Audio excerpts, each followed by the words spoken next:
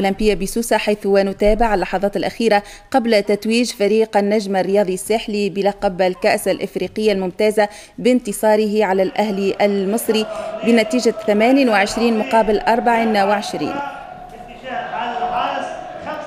مبروك التونسية، مبروك للنجم الرياضي الساحلي.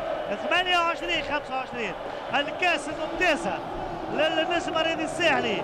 مبروك مرة أخرى لكرة اليد التونسية. ما نعرفش انت حاضرة تدخل وقت تحب ودان هي ادخل وقت تحب. وهذه الصور تصلنا مباشرة.